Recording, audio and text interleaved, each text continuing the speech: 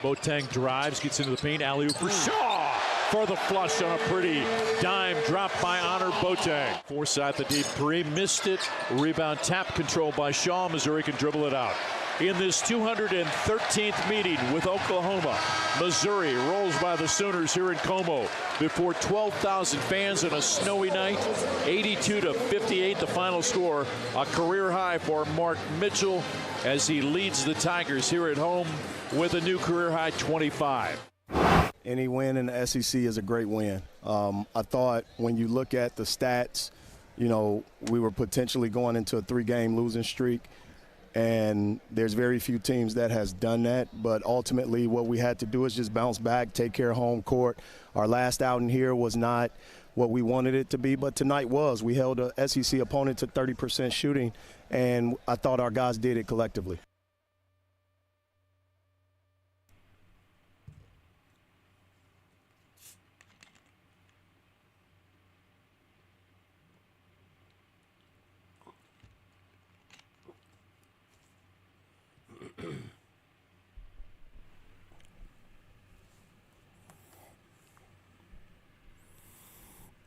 Good morning, Kansas City. This is New Day with SSJ on Sports Radio 810 WHB.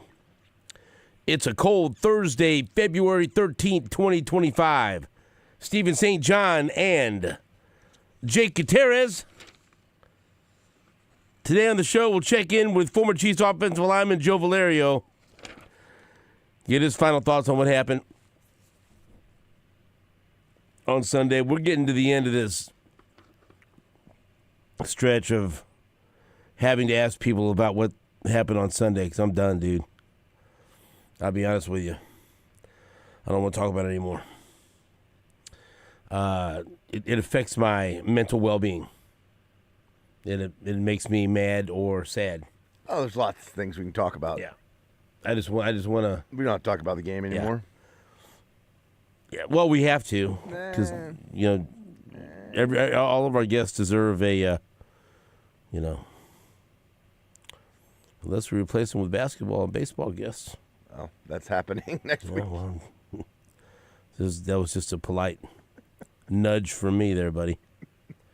I am ready to move on from football. I've already been in communications with some of our regular baseball guests and some of our recurring basketball guests that now jump on since the Chiefs make it to the Super Bowl every year. And basketball season starts later every year. So we'll talk to Joe Valerio. We'll talk to NFL insider Adam Kaplan. I doubt he watched the Mizzou game, so we'll have to figure something out there. Gary Dieter and Anthony Sherman will be with us. Thankfully, they don't like talking football too much, but I will have to ask them what they thought.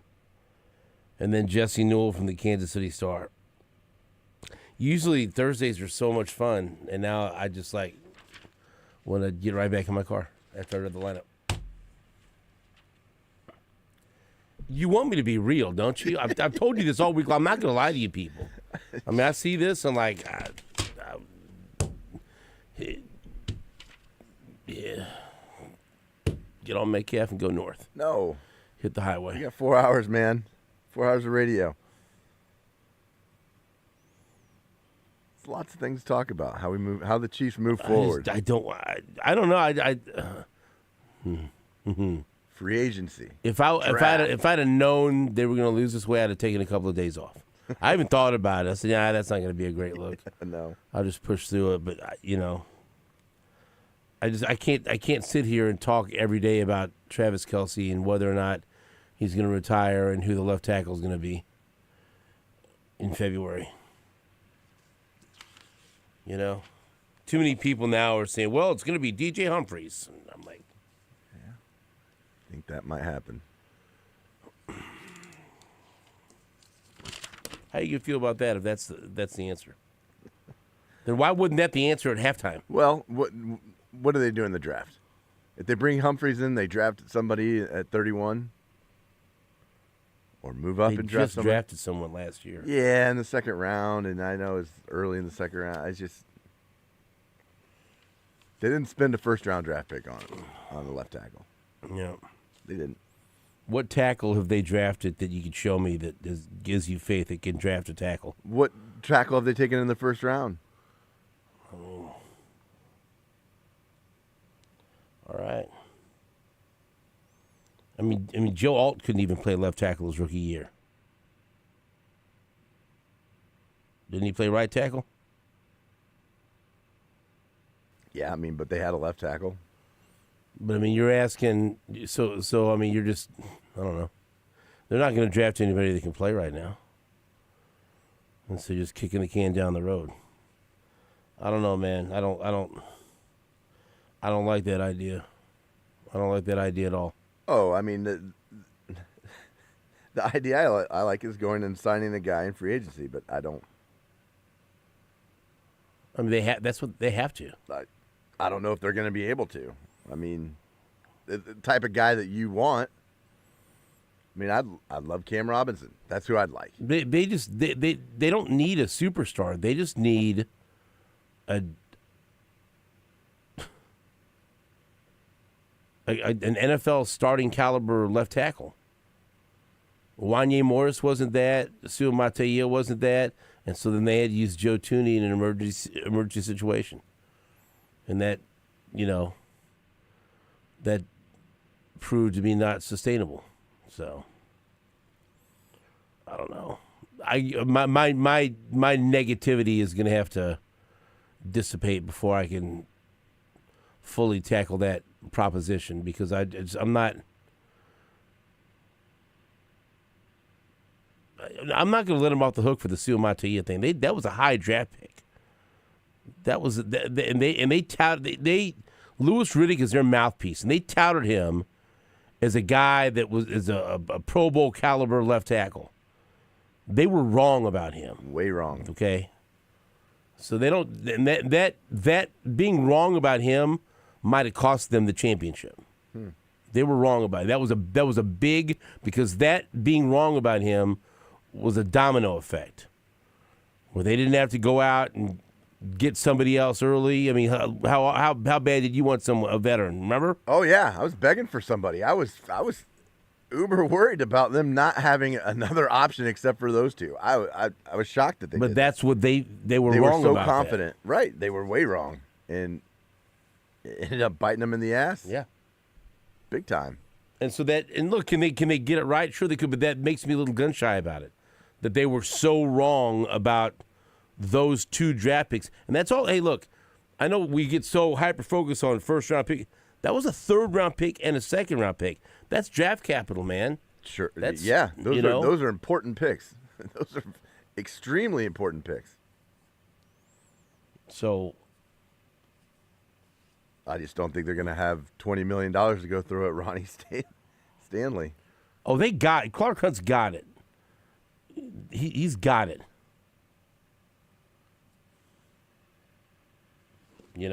Well, yeah. I mean, they'll have to do some restructuring to fit into the cap. They could probably do that. Have to spend some cash. Yeah. Do they want to do that? You can do what's necessary if you want to.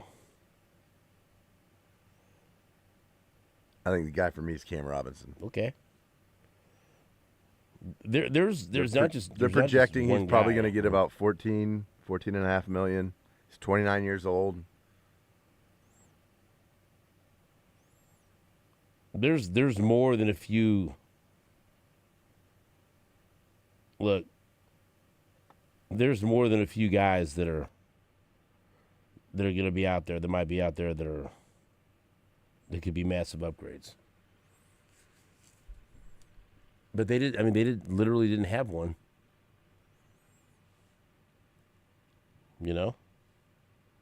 Overconfident. They were overconfident about that position. And they didn't feel the need to bring in. They were just wrong. That's all. Yeah. Hey, look, they've been great. The best. They've been the at best. So many, evaluating so many different positions, but they were wrong about that. Yep. They got caught with their pants down because Sua Mata'ia just fell apart, and they had to bench him, and then Wanye Morris fell apart, and they had to bench him to the point where I mean, now, Sue Matia was warming up to come into the Super Bowl at guard, and Wanye Morris was inactive. And maybe it is DJ Humphries, and he needs a full. I don't know, man. I just feel like if it was so bad on Sunday, if you didn't put him in then at left tackle and move Tooney back to guard to try to spark something or try to change something or make, right? I'm with you. Yeah, I mean, I was yelling at my TV to do that. Because anything had to be better than that. That's what I thought. But right. The good thing is Mizzou won last night and ended their brief 2-game losing streak, and they were very, very good. I was very happy to watch that game last night and get the dirty, filthy taste of losing out of my mouth after watching Mizzou lose in heartbreaking fashion on Saturday and watching whatever that was in the Super Bowl on Sunday. I needed a win, people. I needed a victory. And anytime you can beat on Oklahoma. I needed a victory. And Mizzou gave me one, 82-58 over the Oklahoma Sooners. And yes, that's a little added bonus that it was Oklahoma. And so that was a real treat last night. Todd Lebo. Call him.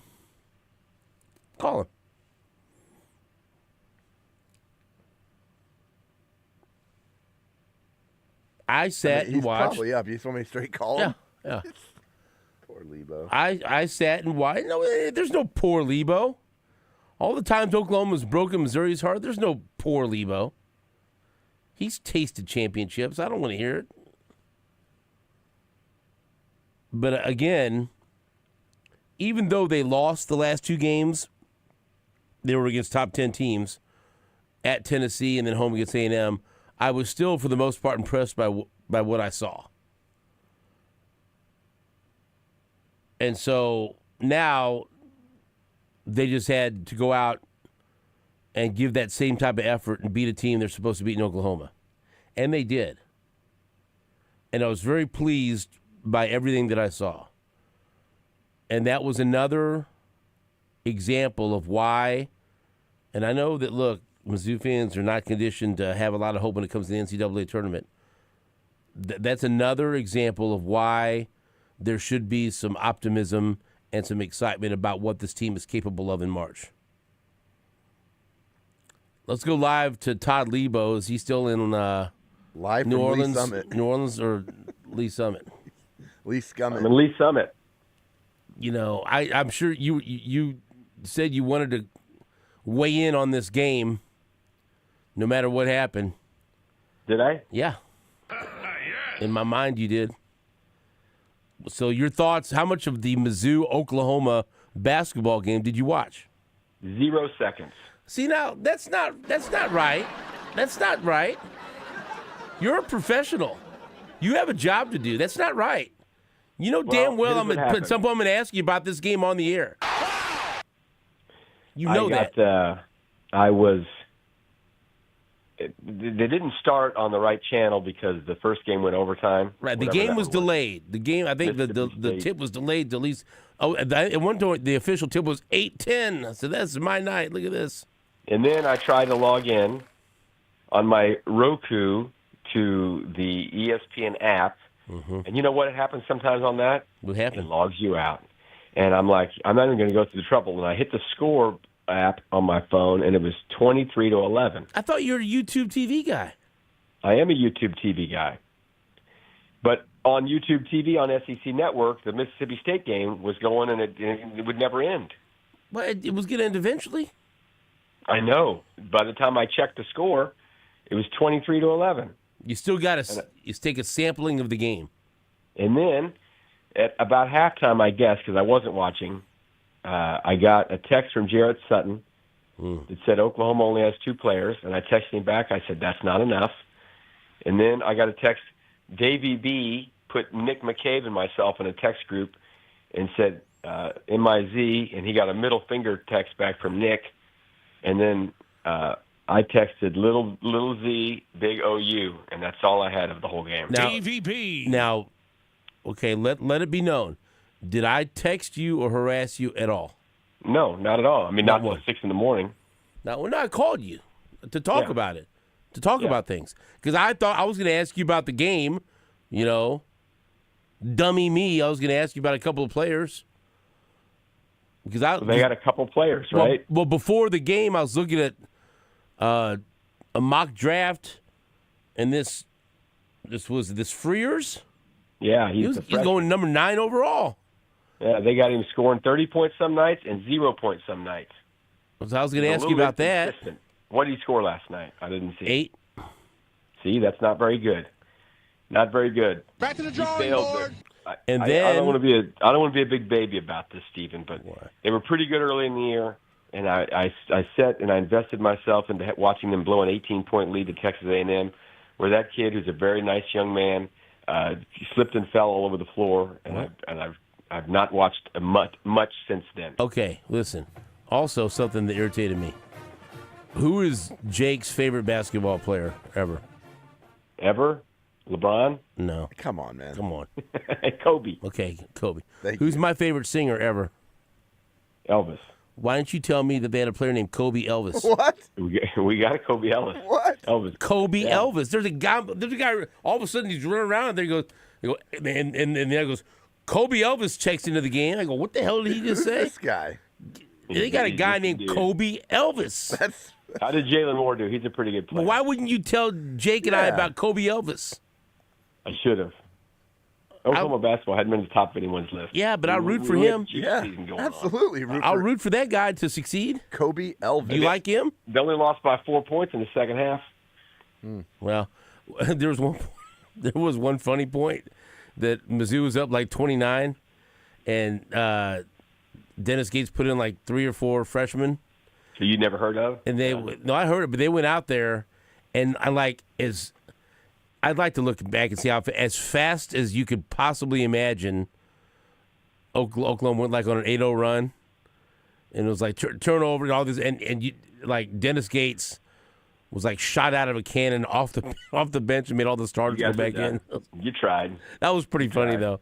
They yanked their ass out so fast. I turned it off with it was 10:15. There's still 6 minutes left in the game. I was like, it's time to go to bed. I was fast asleep by 10 o'clock. Who else did you ask about? Jalen Moore, he's a good player. He had 10 and 7. That's not good enough. And so listen, they said Oklahoma is on the right side of the bubble. Is that correct? Well, for now, yeah. But they've got troubles coming, man. I mean, they can't beat anyone good. Mm-hmm. And listen, the SEC is tough. There's no question. It is a tough league, and they blew their chance. I mean, they had A&M beat. That was going to be a really nice win at home. Yeah. And then they got down 16 points to Texas at home at halftime, and Texas sucks. And they came back and only lost by 4. You couldn't lose those 2 home games to those teams. It's okay if you lose at home to the good teams, like Tennessee beat their butt on Saturday. That's fine. But you couldn't lose those other 2 games. So my guess is this. They're going to go right down to Selection Sunday, and they're going to not make it, just like they did last year. They were the first team out last year. And then Porter Moser is going to get fired, and he will have not made a tournament. Okay, wait a minute. I don't remember the last time Oklahoma had a coach not make the tournament. Do you not like him? I love him. I think he's a great guy. He's a really good dude, and I think he's a good coach. But in today's world, you got to get more players, and they are not spending money on basketball players at the University of Oklahoma. If he doesn't make the tournament, do you support letting him go? Probably. I mean, that'll be 5 years or however long he's been there. He's been there longer than you think, and not make the tournament. I'm telling you, I don't remember the last Oklahoma coach that worked there and didn't make the tournament. I don't know about that. I mean, it's like it's the 70s, if then, maybe even before that. I don't know. I mean, Billy Tubbs got hired there in 1982. Mark Mitchell scored a career-high 25. That's good for Mark. We like Mark. He's local. He came on the show, talk about his basketball snacks, his spicy hoops. Missouri, Oklahoma's got LSU on Saturday. They better beat LSU at home. Then tell Jake what the schedule is after LSU. At Florida, Nope. it's not good. And Mississippi State at home, that's a chance. Yeah. Kentucky at home. Ugh. At Ole Miss. Ooh. Missouri at home, at Texas. I mean, if they go win 4 games out of that, then sure, maybe they can make it. But A lot of ranked teams in there, bub. there are a lot of ranked teams in there. They got them. Hell, they were a top 10 team at one point because they won those lame tournament in the Bahamas. I was going to text you to see if you just ask if you were watching the game, but then I just, you know what, it got bad so quick, so I'm gonna leave him alone. Yeah, I lost interest. I'll call him tomorrow. By the time I looked, checked But the you score for the lost first interest. time, You never But you had never it. watched You it, so never you had coulda interest never- to begin with. I could have never talked with you about it. To lose something, you must tried. first have it. I tried to, because of the thing, I was on YouTube TV. You're blaming technology and now. wasn't That's a over. different story. And it said at the bottom of the screen, Missouri Oklahoma's going to start on ESPN Plus, SEC Plus. So I go to my freaking app upstairs. It's not logged in. I didn't want to walk all the way downstairs where I know ESPN was logged in because I was watching it earlier. Because all the Big 12 games yesterday were on ESPN Plus, and then I grabbed my phone and it was 23-11. I said, I'm not watching this.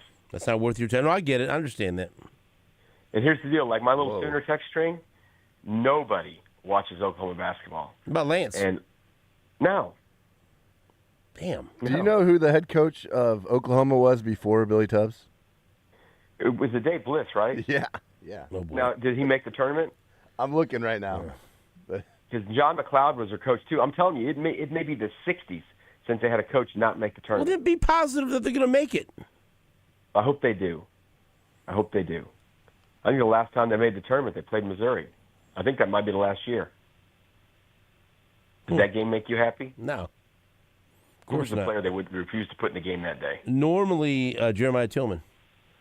Yeah. Normally, I'm not very happy when Mizzou plays Oklahoma in anything, but the tide has turned recently. It's turned. All Oklahoma does is lose to Missouri.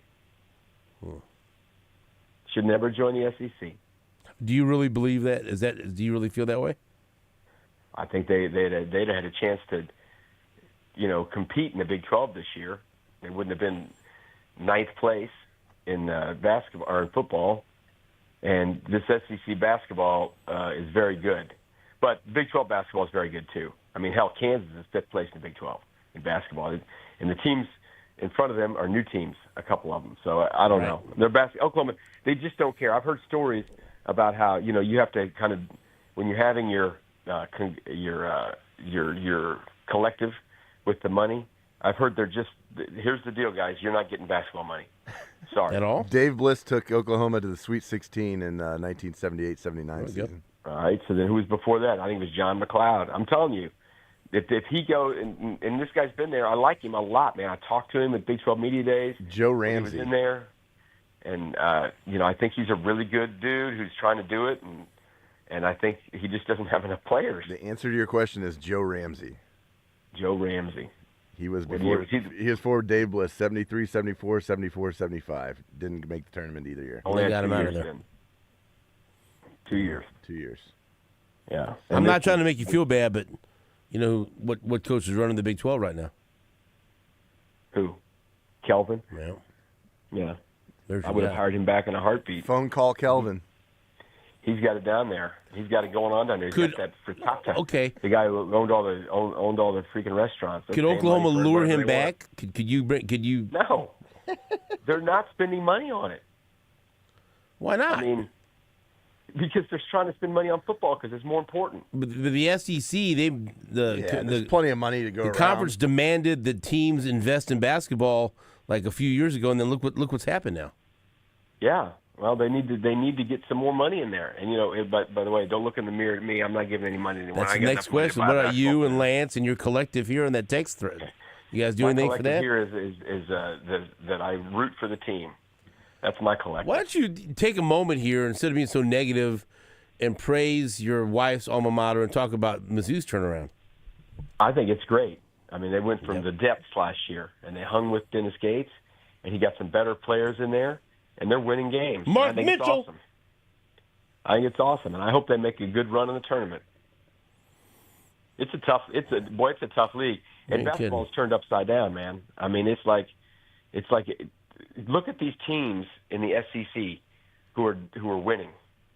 You're talking about Auburn and Alabama and like Ole Miss, Mississippi State. This is not who was ever good at basketball. It's crazy. And it is really like the blue bloods. Forget about the old blue blood term. Blue blood's out. It's a wild, wild west now, man. Wild, wild It west. is wild, wild west. And I think it's exciting. Hey. Now, I don't know if people are going to watch it. I don't know if people are going to care. I don't know if the NCAA tournament's going to have people watching it. If it ends up having, Ole Miss versus Auburn in a Final Four game, I don't know.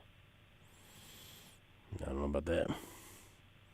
All I'm telling you is, look, we got some fresh new names in basketball to talk about, and pitchers and catchers are reported. All right. That's right. Turn the page. It's a new day. I'm trying to turn the page on football, but Jake said, "Hey, let's do a football special today, where it's all football." So thank you for talking basketball with me, Todd. I'm sorry to have bothered you, but I needed your thoughts on this. That's all. And I was gonna watch some of it. I was gonna express my displeasure that you did not tell me that someone named Kobe Elvis played for your team. So thank you, my friend. You pretty much figure that anyone whose first name is Kobe was named after Kobe Bryant, right? Because no one was probably named Kobe before Kobe. That's Kobe Elvis. Yeah. Now Elvis's last name is Elvis. I know, but I mean, I'd like to. But I want him to succeed. And if there is anyone running around whose first name is Elvis, probably named after Elvis Presley. Better believe it. I almost There's a whole bunch of Shaqs out there in the world now too. There weren't a lot of Shaqs in like 1950. How do you know? Maybe you need to research that. I checked the rolls. That's Todd Lebo. Thank you, Todd. I'll see you hopefully with some Egg McMuffins soon. Thank you, my friend. Now you're asking for eggs? Oh boy. I'll Venmo you for Egg McMuffins. Do you have oats? Are you set on oats? I do. Oats at home. I do got oats. Thank you. Bye. Thank you, sir. That's Todd Lebo. Hey, his commitment to Oklahoma basketball not at an all-time high right now. I get it. I got it.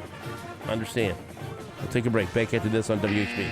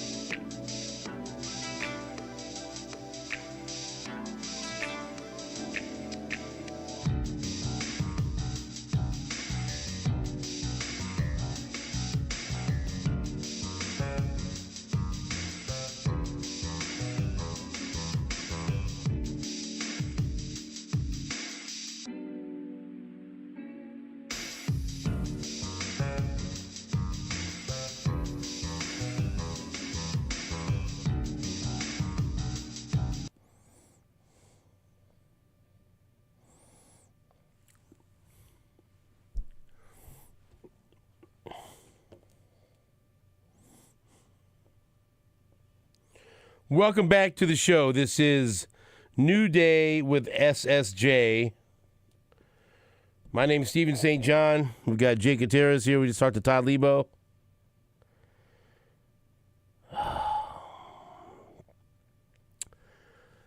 Now we're joined by former Chiefs offensive lineman Joe Valerio. Joe, I love talking to you, but it's hard for me to talk about the Chiefs today. I've been going through these different stages of grief. I think, obviously, first I went through denial. Mm-hmm. We had a day or two of anger. I think yesterday was my bargaining. And so then today I'm sad. So that's the depression phase. And so I'm hoping by tomorrow or at least by the weekend we get into acceptance. But right now I'm just a little sad after I did quite a bit of bargaining yesterday. Joe, where are you with this? Because that was a tough watch, buddy. Well, I'm somewhere between bargaining and acceptance, and I'll go back to all of your listeners that go back to the Marty days, the Coach Schottenheimer days, and he really ingrained in me that 12 o'clock rule.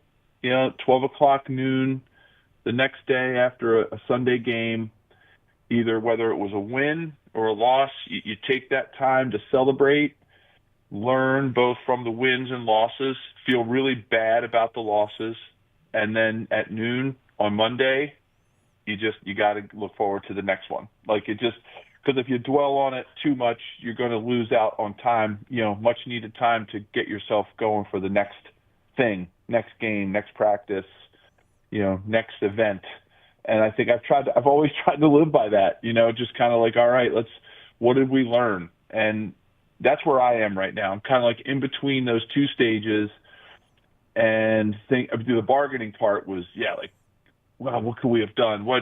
If only we would have, I second guessed every single thing I've said all season, right? On our podcast, chatting with you on Thursdays. Like I went through every single thing that I said, one being, I think Joe Thuney's a great spot. He's great at left tackle. It's working out, right? They're winning.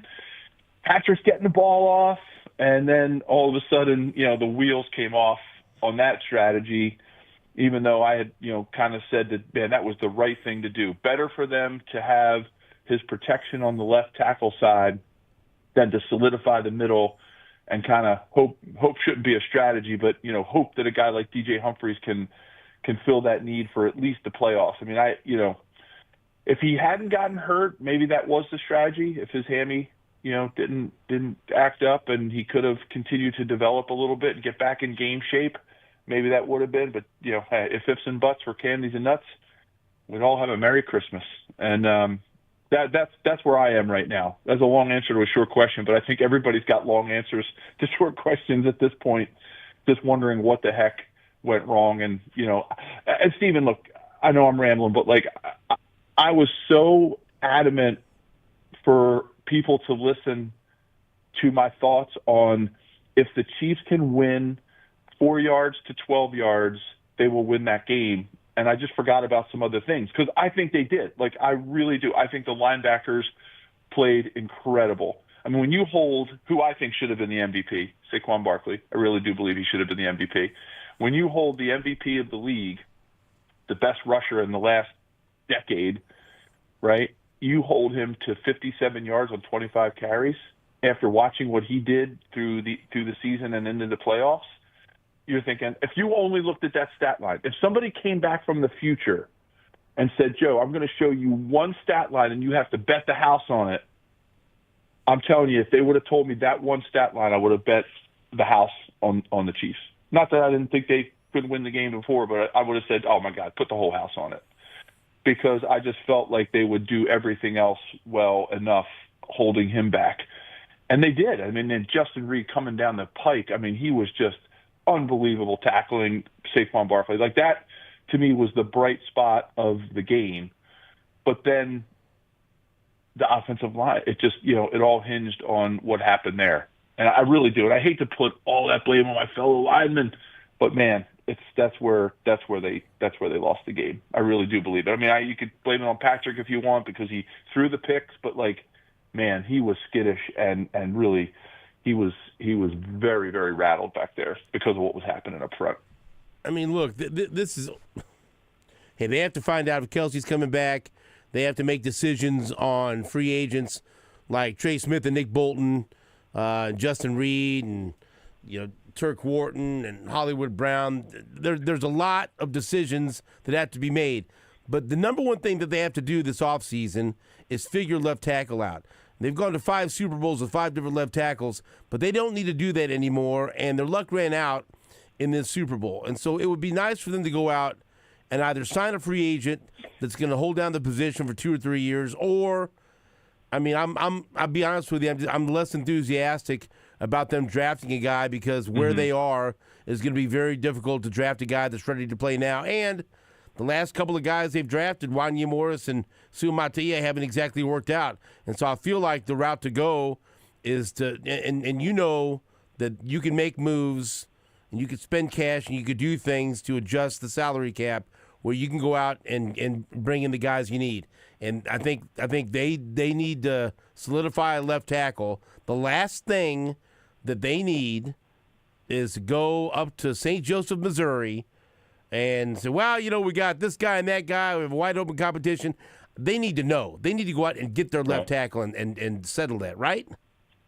Amen, Stephen. That is, and that's why I said I hate to pin it on one group in the game because it is a team sport. But man, when you look back and you watch that game and you replay it in your head and you think about all the plays where things just went wrong, it just was a domino effect, right? Not only was the interception to Bond down there in their own red zone, it was really he got hit. I mean, he was getting knocked around and the ball just came out wrong. I think the pick six, was we got to get his launch point different. Like we got to move his launch point. We got to get him out of there, right? I could only hear what was going on those headsets, right? If I could dramatize it, right, and say, like, Coach, we got to get Patrick out to the right. Like we got to get him rolling out because he can't stand in there. Like it's not good. I think when I go back to the anger stage of this whole grief thing, to use that again, bring that back up. Like I think about, oh man, 4 guys. They were only rushing 4, so Patrick was set up to fail. If you're getting pressure with 4 guys and you're dropping 7 guys in an umbrella coverage, and you can mask and do all those things, that just the tricks that plays on a quarterback and an offensive coordinator's head. That I think is what it just was, like I said, it was this big domino effect where things just kept saying, well, we gotta get Patrick out of the pocket, we got to get him rolling, and then he's rolling and he's trying to make things happen, and you know how that goes, right? When a guy like Patrick Mahomes is trying to win the game himself. It just I think we're going around it. At least I am. I'm going around and around. They gotta fix it up front. I really do believe, and I'm not just being Pollyanna. Like their interior of the line, you get Joe Tooney back where he belongs. He's still got a lot of leg left in him. Creed and Trey are at the beginning of their careers. Like that is a solid interior line that I don't think you're going to get better. So they got to re-sign Trey, right? That's as good as it gets inside. I mean, I always hearken it back to the law firm, right, of Zotch, Grunhard, and Shields, we used to call it. Like you just lock in those 3, and they just got to get the tackle spot, really solidified. Whether Jawan Taylor they feel like he's the guy or not, I mean, but they've got to. That has to be 5 of the best players on the team. And you watch that's what the Eagles did. I mean, the Eagles, they built that team around the offensive and defensive lines. And then look what happens, right? I mean, you can rush 5 or rush 4, and things can happen. You got an offensive line that, their offensive line is it's as good as it gets. And they've got. I think our 3 are just as good, if not better, than their interior 3. It's on the outside, right? And you look at what Jalen Hurts, the time he had, the ability for Saquon to run the ball when they could take advantage of a weaker defensive line or somebody who didn't have as good linebackers. I mean, and I know that Coach Spags that's all he was doing all week, right? Is he's gearing up to stop Saquon, and then all of a sudden, Jalen's dinking and dunking down the field, and look, I give him all the credit in the world. I'm not going to take anything away from Jalen Hurts. He's a great player. He proved that he can do it, but it wasn't like a Dan Fouts, Dan Marino, John Elway, Joe Montana, game. I mean, it wasn't like he threw for 450 or 500 yards and threw a bunch of bombs. I mean, it was 221 yards. We gave them great field position. He was able to manage the game. The threat of Saquon was always there. I mean, he still had 25 carries, Steven, 25 carries. I mean, we had 3 in the first half. Like, where did that go? That's the other thing, too. We got, everybody's got to talk about is what happened with the offensive game plan. Like, what, with knowing what was going on the offensive line, like, come on. Like, what happened with, being able to run the ball unless they had no faith in, what was happening in the interior with Caliendo, sneaking in there for Joe Thuney? Like, did they feel like that Jalen Carter and the other big guy, for the Eagles, they weren't going to be able to do anything with those guys? I don't know. I mean, but to only run the ball 3 times in the whole first half, like that's crazy town. I mean, they should have been trying to threaten some run here and there, bring some people up, pull those linebackers in, make them blitz, make them rush 5, That was the other part of it. I attribute like 60% of what happened to what happened on the O-line, and then I attribute like at least another 20% of that loss to the lack of a threat in the run game. Even some bubble screens or some high percentage passes that look like runs, something to pull some guys up into the box. I mean, the Eagles were just sitting back, and it was kind of setting Patrick up for failure. So most people feel like the Chiefs won't be able to re-sign Trey Smith, but you think it's necessary to bring him back. Now they can always franchise him. They can always decide, hey, we're going to keep him and we're going to figure things out and we're going to walk on some other players. But you think that's something they need to do because the price tag will be steep. Yeah. Well, I mean, it just depends how much effort or emphasis they're going to put on whether or not this team is going to win the game up front next year. And if they truly believe that is where the game is won, then I think they will find a way. They did it. We did it in 94 or 95? I think they locked up Will, Timmy, and Dave Zott, and no one thought that they would be able to. And Carl Peterson worked his magic and was able to sign all 3 of those guys. I mean, they can. If you feel like it's the spot, then they're going to have to make it happen. But you're right. I mean, if they want to trade some dollars for, what's going on at left tackle, and they're going to need to put some of those dollars there, and they can get a serviceable, Pro Bowl burgeoning guard, right guard, then maybe Trey, can. I mean, he didn't grade out all that well in the Super Bowl. I mean, I think he was one of the lower graded, I think, offensive linemen when I saw some of those PFF grades and things. I mean, but Trey's solid, right? I mean, it just depends on whether or not Andy Heck and Andy Reid think that they can get something of equal or maybe a tiny bit lesser value for the money, and they can work. Because guard, you got bumpers in there, right? It's you got some bump guardrails. Not to take anything away from all the great guards that have come through the league, but you do. But today, Steven, you're going up against these guys that are like the Chris Joneses and the Jalen Carters of the world. I mean, these guys, it's like moving a mountain, right? And it's like trying to pass block. Sometimes you get locked up one-on-one on these guys. You see what Chris Jones does to guys when he goes one-on-one. It's ridiculous, right? So I don't know. I mean, I think it's very important that they make every effort to try to keep him and see where they can find some cap money. I mean, they just have so many free agents, right? So many gaps to fill. That's the scary part. This is not. I don't think this is going to be a run it back type of team. This is going to be a team that's going to be. I don't want to call it a rebuild, but it's absolutely going to be a reload. They're going to have to reload because it's not a full rebuild. I mean, this isn't like the 1-15 Cowboys of 1990 or 89 or whatever before they drafted Troy Aikman. But this is a team that's definitely going to have to reload. What do you do with Sua Mataia as his future at guard? I think that's a great idea. Jeff and I talked about that on our podcast. Like, you can play guard when you're long. It's much easier to play guard when you're bigger than it is to play left tackle when you're smaller. If that even makes sense at 6:30 or 6:51 in the morning.